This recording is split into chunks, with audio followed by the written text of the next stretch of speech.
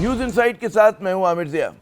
पाकिस्तान में जारी सियासी अदालती लड़ाई जो है आम पाकिस्तानियों के लिए असाब शिकन होती जा रही है। बज़ाहिर पलड़ा जो है हुकूमत का भारी नज़र आ रहा है और पाकिस्तान तहरीक इंसाफ लग ये रहा है कि पूरी तरह दीवार से लगा दी गई है। लेकिन इस सारी कशमकश और महाज़ाराई में असल नुकसान पाकिस्तान का हो रहा है, जो गुज़िश्ता 2.5 साल से सियासी अफरा तफरी और गैर यकीनी सूरत हाल की गिरफ्त में है। आज अदालती और सियासी महाजों पर होने वाली पेशरफ से क्या कोई उम्मीद की किरण फूटती नज़र आ रही है? अगर हुकूमत के नुक्ते नज़र से देखा जाए तो उसे आज सुप्रीम कोर्ट में हस्ब तवक्को एक बड़ी कामयाबी मिली है। सुप्रीम कोर्ट के 5 मेंबर बेंच ने आर्टिकल 63A के फैसले के खिलाफ नजरसानी अपीलें जो है मंजूर कर ली हैं और मुनरिफ अरकान का वोट शुमार न करने का जो साबका फैसला था उसे कलअदम करार दे दिया है। नाक़दीन के बकौल इस फैसले के बाद पाकिस्तानी पार्लिमान में अरकान की मंडी लगाने का रास्ता जो है वो दोबारा खोल दिया गया है, यानी कि अरकान लालच, दबाव और धमकी के जरिए पार्टी लाइन से हटकर वोट दे सकेंगे। आइन के तहत इस अमल से वो पार्लियामेंट में अपनी नशिस्त से तो महरूम होंगे, लेकिन चीफ जस्टिस काजी फाइज ईसा की सरबराही में कायम बेंच के मुताबिक उनका वोट जो है वो गिना जाएगा। ये कुछ अजब किस्म की और ना समझ में आने वाली जो है मंतक है कि वोटर को तो सज़ा है, लेकिन जिस अमल पर उसे सज़ा मिली है वो पाकिस्तान की पार्लियामान में जायज़ है। ये मुतनाज़ा फैसला आने से पहले PTI के वकील बैरिस्टर अली ज़फ़र ने समाअत का बायकॉट कर दिया। उनका कहना था कि जी इमरान खान को बेंच की तश्कील पर एतराज़ है, इसलिए वो समाअत का हिस्सा नहीं बनेंगे। मोअज़्ज़िज़ जज हज़रात ने PTI के वकला को कोई जगह देने के लिए बिल्कुल लग ये रहा था कि बिल्कुल तैयार नहीं है। दौरान समाअत जो है अली ज़फ़र साहब ने ये कहा कि जी साबिक़ वज़ीर-ए-आज़म इमरान खान को वीडियो लिंक के ज़रिए जो है पेश किया जाए, उसकी उन्होंने इजाज़त तलब की और कहा कि जी इमरान खान को बेंच पर इतराज़ात हैं और आप वो इतराज़ात सुने। लेकिन चीफ जस्टिस ने जो है इस दरख्वास्त को बिला जवाज़ करार दे दिया। अली ज़फ़र साहब ने यह भी कहा कि जी तासुर है कि अदालत जो है हॉर्स ट्रेडिंग की इजाज़त देगी।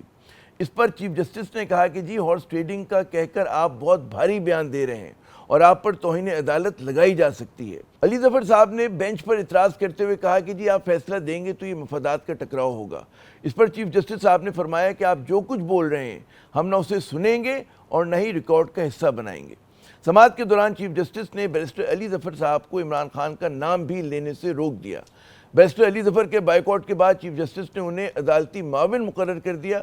बाद में अली ज़फ़र साहब जब बाहर निकले उन्होंने मीडिया से गुफ्तगू करते हुए कहा कि जी सुप्रीम कोर्ट के 12 जजेस पर मुश्तमिल बेंच के लिए उन्होंने दरख्वास्त जो है वो दे दी है। बेंच वही होगा जो 3 मेंबर कमेटी यानी जिसमें चीफ जस्टिस साहब भी, सीनियर प्यूनी जज जस्टिस मंसूर शाह साहब और जो नॉमिनी हैं जस्टिस अमीनुद्दीन साहब, तीनों लोग बैठ के कोई भी बेंच बना दें, उस बेंच के सामने हम जाएंगे भी और हम पेश भी होंगे। ये भी रिक्वेस्ट कोर्ट को कर दी। तो जनाब ये तो थी सुप्रीम कोर्ट में 63A नजरसानी केस की समाअत की मुख्तसर सी कहानी, जिसमें एक पेचीदगी ये भी है कि जिस बेंच ने ये फैसला दिया है उसकी तश्कील पर बहुत सारे जो कानूनी माहिरीन हैं वो कहते हैं कि जी मुतनाज़ा है।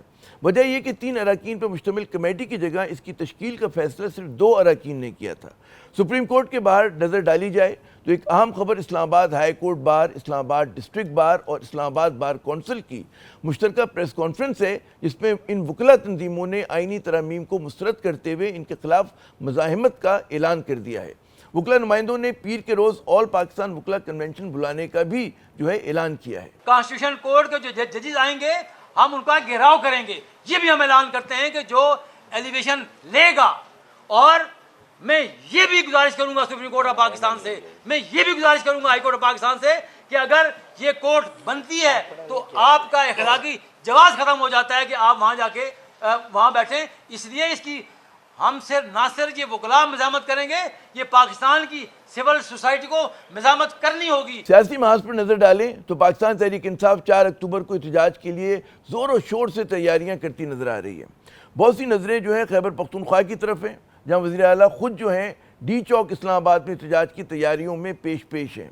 हुकूमत भी इस एहतजाज को कुचलने की भरपूर तैयारियों में है।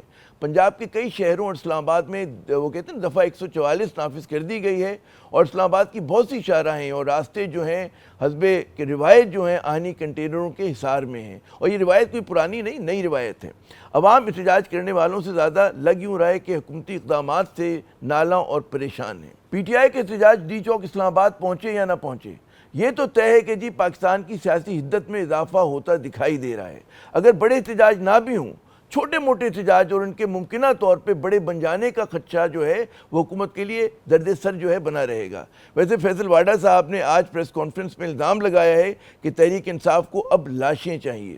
قانون منع کر رہا ہے ریڈ زون میں داخل ہونے سے، لیکن ہم ڈی چوک پر ہی آئیں گے۔ بڑی کلیئرٹی سے بولنا چاہتا ہوں کہ لاشوں کے ڈھیر کا انتظار ہے، لاشوں کے ڈھیر گرانے کی تیاری ہے پی ٹی آئی کے اندر سے۔ فیصل واڈا کچھ بھی کہیں، حکومت کا ہر صورت میں آئینی ترامیم کو منظور کرانے کا ایجنڈا جو ہے وہ بھی محاذ آرائی بڑھانے کا سبب جو ہے بنا ہوا ہے۔ ویسے حکومت کے لیے ایک بڑا دھچکا آج مولانا فضل الرحمان صاحب کی پریس کانفرنس تھی، جس میں انہوں نے ایک بار پھر کہا کہ جی موجودہ حکومت جو ہے وہ عوام کی نمائندہ حکومت نہیں، اور آئینی ترامیم کو ایس سی او کانفرنس کے اختتام تک جو ہے مؤخر کیا جائے۔ ناظرین کو پتہ ہوگا کہ 15 اور 16 اکتوبر کو یہ 2 روزہ کانفرنس منعقد کی جا رہی ہے۔ آج 24 گھنٹے کے اندر ایک ترمیم کے لیے ہمیں کہا جا رہا ہے کہ آپ اس کو پاس کریں۔ کس طرح یہ ہو سکتا ہے؟ کیسے یہ ممکن ہے؟ تو یہ چیزیں جو ہیں ہمیں واضح کرنی چاہیے کہ یہ جلد بازی ہمیں قبول نہیں ہے۔ خدشہ یہ ہے کہ حکومت جیت کر بھی ملک میں سیاسی استحکام نہ لا پائے۔